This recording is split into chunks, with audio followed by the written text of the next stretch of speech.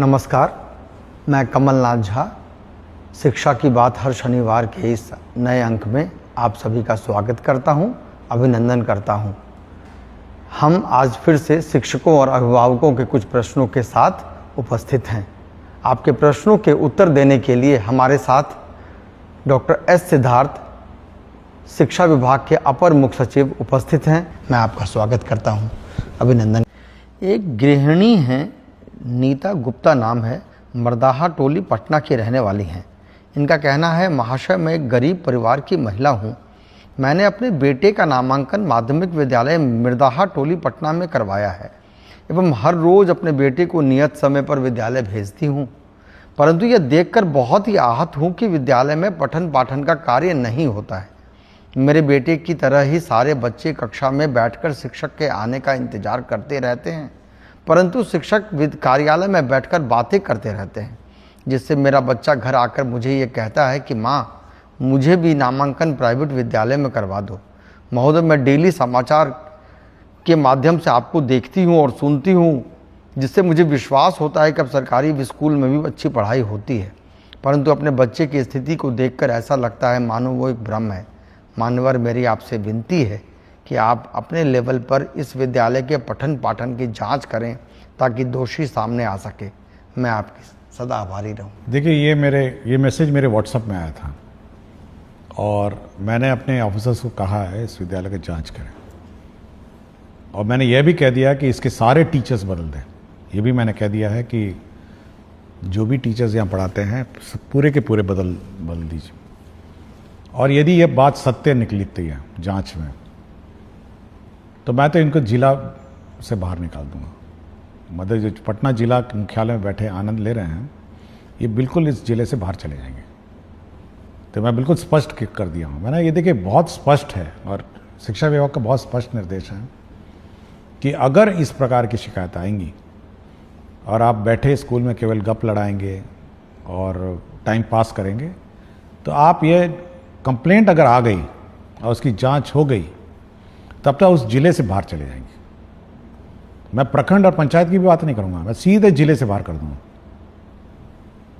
मुझे बड़ा दुख हुआ जब मैं इस व्हाट्सएप में इस महिला, इस गृहिणी का मैंने मैसेज पढ़ा, और इमीडिएटली मैंने कहा कि सारे टीचर बदल दीजिए,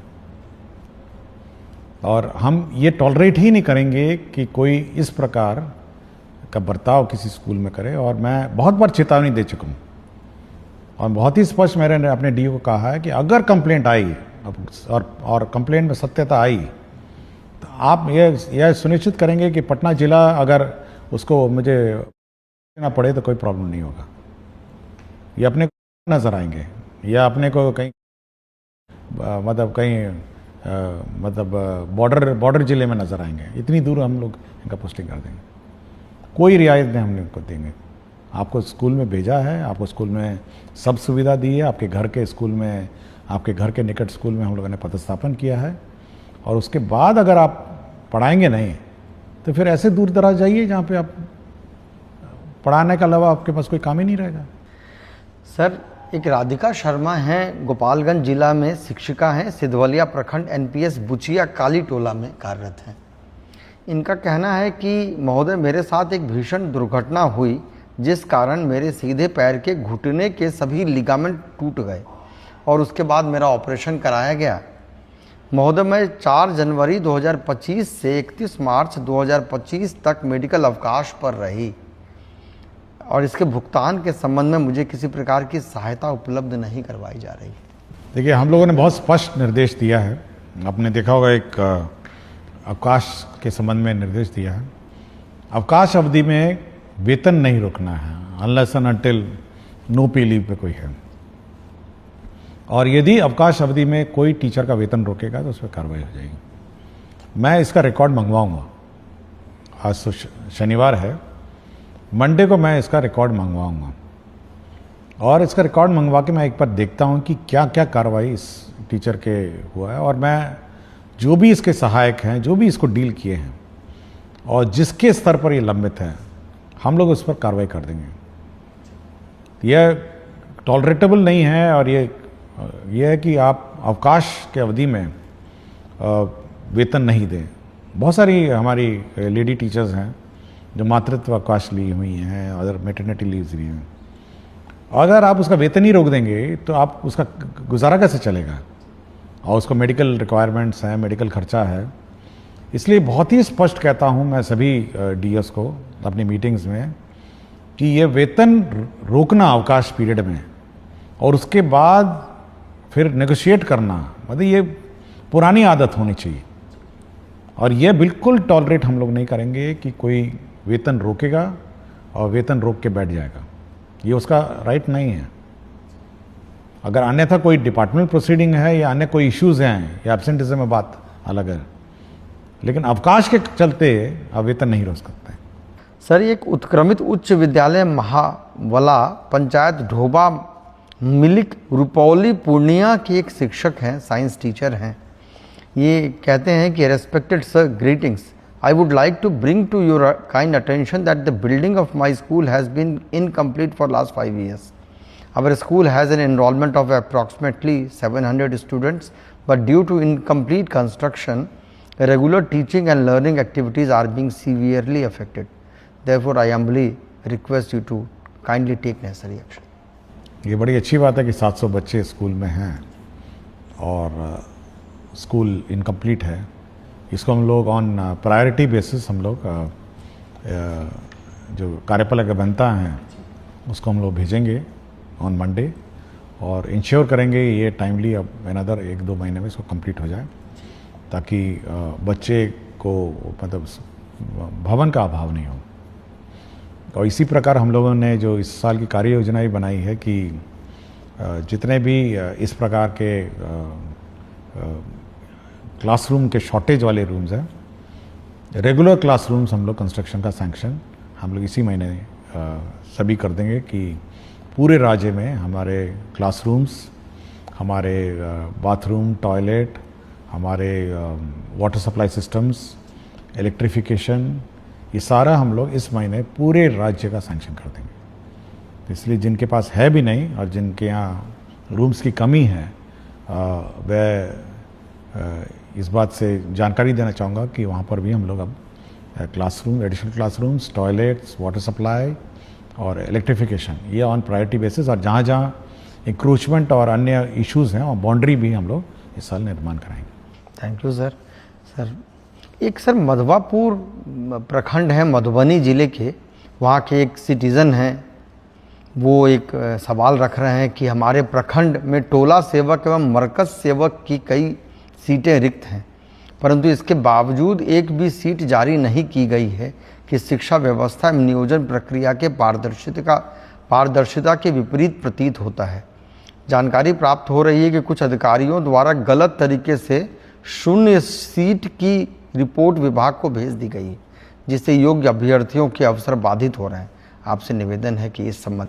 देखिए, तालमी मरकज़ और जो टोला सेवक हैं, जो इन दोनों की बहाली हो रही है और एक डेडलाइन फिक्स्ड है। हम लोग देखिए बहुत सारे माननीय उच्च न्यायालय में भी वाद लंबित हैं। हम लोगों ने ये कहा है कि जहाँ जहाँ उच्च न्यायालय में वाद लंबित नहीं है वहाँ की बहाली करें, और जहाँ पर माननीय उच्च न्यायालय में वाद लंबित है उनका जैसे जैसे निपटारा होगा हम लोग बहाली करेंगे। इनका क्या मामला है ये मुझे देखना पड़ेगा और मैं अगला सप्ताह इसको देख लूँगा कि ये वास्तव में माननीय उच्च न्यायालय में ये वाद लंबित हैं या कोई अन्य जैसे बता रहे हैं। इसको मैं रिजॉल्व अगले सप्ताह इसको कर दूँ। सर, एक विजय कृष्ण त्रिपाठी हैं, ये विशिष्ट शिक्षक हैं संस्कृत के, नगर पंचायत माध्यमिक शिक्षक, राज्यकृत उच्चतर माध्यमिक विद्यालय मशरक के हैं, सारण बिहार से। इनका कहना है कि आदरणीय अपर मुख्य सचिव शिक्षा विभाग बिहार सरकार को मेरा सादर प्रणाम। मेरा कहना है कि इस शिक्षा कोष पर विशिष्ट शिक्षकों हेतु क्षतिपूर्ति अवकाश का विकल्प नहीं दिया गया है, जबकि नियमित विद्यालय के अध्यापकों को क्षतिपूर्ति अवकाश का विकल्प दिया गया है। ये इस संबंध में क्यों भेदभाव किया गया, इसके संबंध में? नहीं, ऐसा कोई भेदभाव नहीं है। और जितने भी सरकारी शिक्षक हैं, विशिष्ट शिक्षक हों, TRE 1, TRE 2, TRE 3 और जो पुराने शिक्षक हैं, सभी को अवकाश एक ही मापदंड है, ये अलग अलग मापदंड नहीं है। और मेरे ख्याल से एक बार फिर मैं अनुरोध करूंगा शिक्षक से कि अपना वेबसाइट में एक बार फिर चेक कर लेंगे। सारे अवकाश जो अन्य टीचरों के लिए अलाउड है वह इनको भी अलाउड है। केवल आपका नियोजित जो पुराने पंचायत स्तरीय है जो टीचर हैं वो वैसे भी शिक्षा कोष में मतलब वह भी उनकी निकाय जो है वो स्थानीय निकाय है जो अवकाश देती है, बट सरकारी शिक्षक जो हैं उनकी अवकाश तालिका एक साथ है, एक ही बराबर है, अलग अलग नहीं। सर एक सोनू मिश्रा है, ये विशिष्ट शिक्षक हैं, इनका कहना है कि सर आपके द्वारा शिक्षा की बात हर शनिवार कार्यक्रम के माध्यम से शिक्षकों की कई सारी समस्याओं का समाधान किया जा रहा है, जिसके लिए बिहार के तमाम शिक्षक आपके प्रति कृतज्ञ हैं। महाशय, मेरा प्रश्न यह है कि एक ही प्रवृत्ति और एक ही समान प्रक्रिया से बहाल शिक्षकों के वेतन में अलग अलग जिलों में काफ़ी भिन्नता है। आपसे अनुरोध है कि जैसे आपने विभिन्न समस्याओं का समाधान किया है, ठीक उसी प्रकार वेतन निर्धारण की समस्याओं का भी निराकरण करने की कृपा करें। देखिए, मेरी जानकारी में है ये बात कि वेतन निर्धारण में भी इश्यूज हैं और हम लोग कोई इस प्रकार का कोई बॉडी बनाएंगे जिनको भी वेतन निर्धारण में आपत्तियां हैं वो वहाँ जाके अपील करेंगे। तो ये बात मेरे संज्ञान में है कि वेतन फिक्सेशन और वेतन का जो इसमें इश्यूज हैं ये है, क्योंकि बहुतों को केवल मूल वेतन पे वेतन मिल रहा है। ये भी मेरी जानकारी में, क्योंकि सिस्टम में दिखता है कि मूल वेतन पे आप है, लेकिन जो इंक्रीमेंट्स हैं ये सब है, ये सब नहीं लग रहे हैं। तो इसको हम लोग जैसे ही ये लोग टीचर्स ज्वाइन करेंगे अवकाश के बाद, और कुछ लोग तो नए स्कूलों में ज्वाइन करेंगे, एक बार इसको हम लोग फिर रिजॉल्व करने की कोशिश करेंगे। अभी हम लोग की जो ताबड़तोड़ व्यवस्था है वो ये है कि कम से कम लोगों का वेतन शुरू हो जाए। किसी का पैन नंबर गलत हो रहा है, किसी का आधार मैपिंग गलत हो रहा है, और ये सब बहुत अभी इश्यूज अभी भी हैं, और सक्षमता के साथ इश्यूज हैं, TRE 1 के साथ इश्यूज हैं, किसी ने कुछ प्राण भर दिया, किसी का कुछ प्राण है। तो ये अभी फायर फाइटिंग इसी में चल रही है।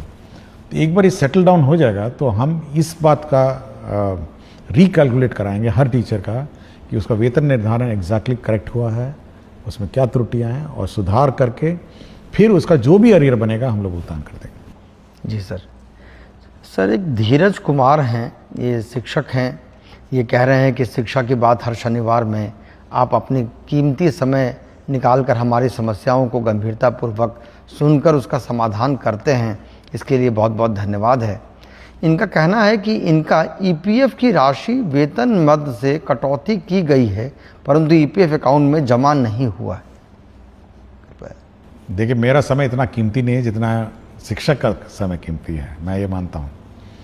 देखिए, शिक्षक का समय इसीलिए कीमती है कि वो जब समय अपने स्टूडेंट्स को देता है, जो भी देता है या जो अपना समय देती हैं, तो उसका कैरियर और उसका भविष्य बनाती है। तो बहुत टीचर का समय बहुत कीमती है, और ये मैं मानता हूँ। और जो पुराने क्वेश्चंस में मैंने देखा कि व्यर्थ में बैठे रहते हैं, तो बड़ा बड़ा दुख होता है ये सब सुन के।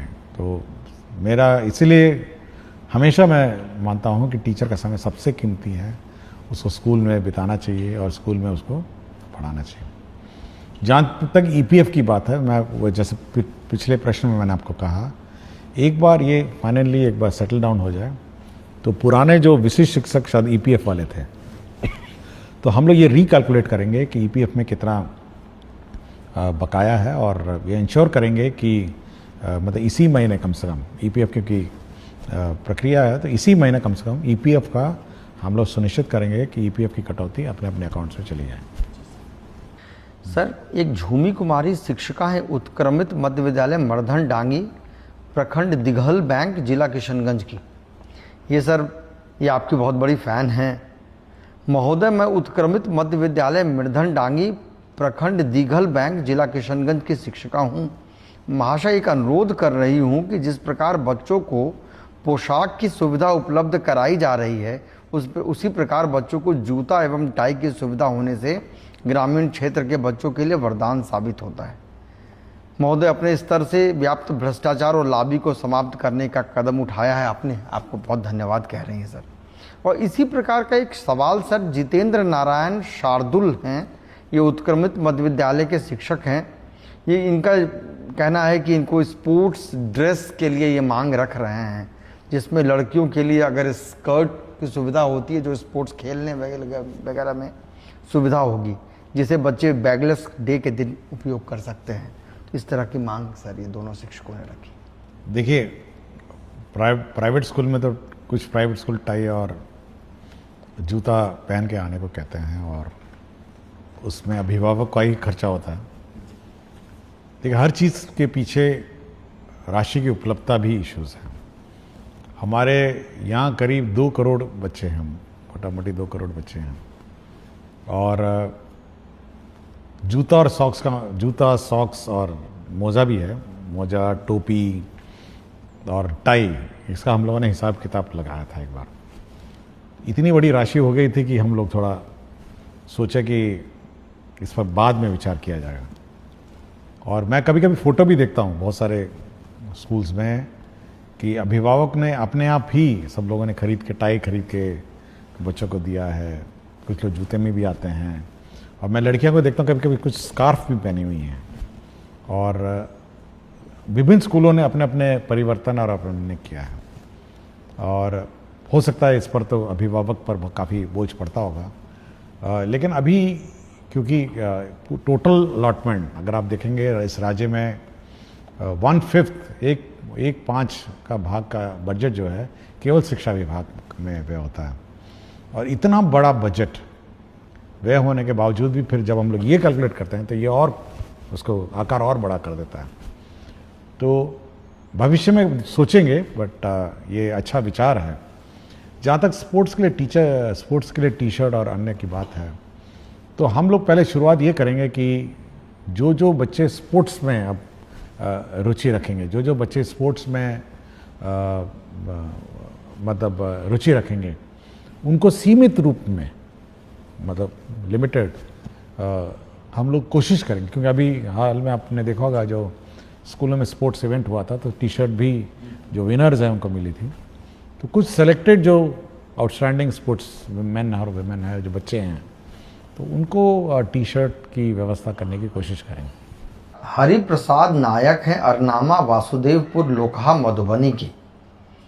इन्होंने कहा है कि जन जन की ये पुकार है कि लंबे कार्यकाल तक शिक्षा विभाग के पद पर रहें डॉक्टर एस सिद्धार्थ। शुरू किया उन्होंने। मान्यवर, आपने जिस कार्य कौशल के तहत शिक्षकों की दैनिक उपस्थिति में सुधार की है, इस कृति के लिए प्रार्थना है कि बिहार सरकार आपको एक प्रशंसा पत्र प्रदान करे और आपके द्वारा किए गए इस कार्य को इतिहास के पन्नों में स्वर्ण अक्षरों में सचित्र अंकित किया जाए।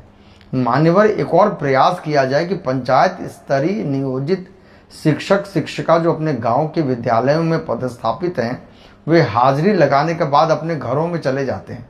रोकने पर एचएम के साथ गाली गलौच और अभद्र व्यवहार करवाते हैं। महाशय, ऐसे शिक्षकों का स्थानांतरण अनुमंडल के बाहर कर दिया जाए।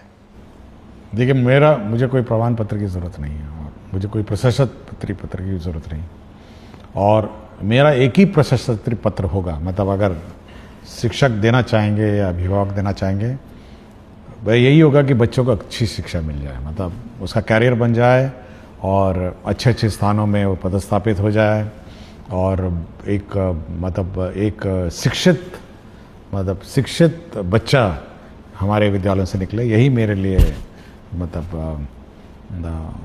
मेडल कहिए, प्रशस्ति पत्र कहिए, और मेरे एफर्ट्स को अप्रिशिएट करने का एक ही माध्यम है कि बच्चा पढ़ के अच्छा पढ़ाई करके निकले, अच्छा एक शिक्षित सिविल समाज में वो बिहेव करे, ट्रैफिक रूल फॉलो करे, क्यू में खड़ा हो, एक डिसिप्लिन नागरिक रूप में वो इस विद्या का जो मंदिर है वहाँ से निकले। तो मेरा एक ही उद्देश्य है, और यदि कोई टीचर और अभिभावक सोचते हैं कि हमको मेडल मिले, तो यही मेरा मेडल है कि बच्चा इस विद्या का मंदिर में पढ़ाई करके निकले। जहाँ तक जो स्थानीय निकायों के टीचर हैं उनके बारे में जो लिखा गया है, मैं दोहराऊंगा नहीं। मैं बहुत ही स्पष्ट हूँ कि क्योंकि हो सकता है स्थानीय निकाय क्योंकि अनुमंडल से बाहर नहीं जा सकते हैं, लेकिन इन पर कार्रवाई हम लोग कर देंगे। यह बिल्कुल स्पष्ट है। यदि सोचते हैं कि स्थानीय निकाय में हैं और इन पर कोई कार्रवाई नहीं हो सकती है। हम लोगों ने बहुत सारे स्थानीय निकाय टीचरों को डिसमिस किया है, बहुतों की नौकरी गई है। इसलिए यह बिल्कुल स्पष्ट है कि कोई भी टीचर अगर लापरवाही करेगा, इस प्रकार गाली गलौज करेगा, तो वो बिल्कुल फिर तो डिपार्टमेंट प्रोसीडिंग और डिसमिसल का भोगी होगा। और जहाँ तक सरकारी शिक्षक है, जैसे नियोजित है, सॉरी ये सक्षमता पास शिक्षक TRE 1, TRE 2, 3 है, अगर वह इस प्रकार का कार्रवाई वो भी करें तो मैंने पहले ही बता दिया कि उनका जिला से बाहर कर देंगे हम लोग। मतलब ये जिला में रखने की क्या ज़रूरत है जब आप अपने स्थानीय क्षेत्र में जाके बैठ के पढ़ा ही नहीं सकते हैं। तो बहुत ही स्पष्ट है कि अगर आप इनडिसिप्लिन करेंगे और इस प्रकार की हरकतें करेंगे तो करेंगे। और दूसरा ये है कि हम लोग का ये मानना है कि किसी स्कूल की व्यवस्था सामूहिक रूप से संचालित होती है, और यदि कोई टीचर इस प्रकार का हरकत करता है तो यह दायित्व अन्य टीचर का बनता है कि वह सरकार में रिपोर्ट करे कि देखिए फलाना टीचर बदमाशी करते हैं, फलाना टीचर भाग जाते हैं, फलाना टीचर गाली गलौज करते हैं। ये बाकी टीचरों का भी दायित्व है कि सरकार को सूचित करे ताकि सरकार उस पर कार्रवाई करे।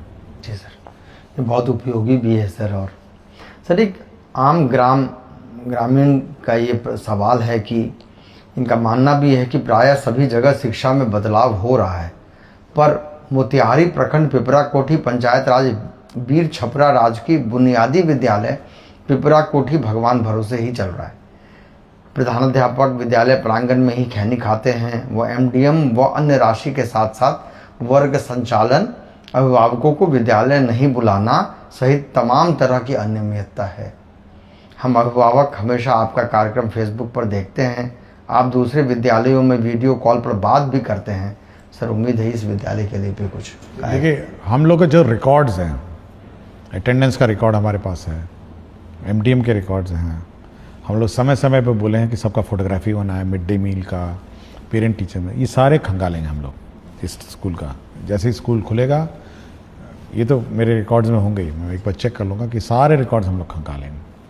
और दूसरा है कि हम लोग एक टीम भेजेंगे स्कूल का जांच के लिए और इनके कार्यकलाप की जांच करेंगे। अगर यदि टीचर्स दोषी पाए गए, जैसे मैंने पहले ही कहा, अगर दोषी पाएंगे तो आपको जिले से बाहर कर देंगे। तो ये मतलब स्कूल परिसर में किसी प्रकार की लापरवाही इन टर्म्स ऑफ डिसिप्लिन और क्वालिटी ऑफ एजुकेशन या निर्देशों का पालन नहीं करना, इसके लिए तो हम लोग कार्रवाई कर देंगे। बहुत बहुत शुक्रिया सर। हम लोगों ने आज शिक्षकों के साथ साथ कुछ ग्रामीणों के भी सवाल लिए हैं। सर बहुत बहुत धन्यवाद। सभी शिक्षक मुझे लगता है कि सब संतुष्ट भी हो रहे होंगे। हम अगले शनिवार फिर कुछ प्रश्नों के साथ पुनः उपस्थित होंगे। तब तक के लिए नमस्कार।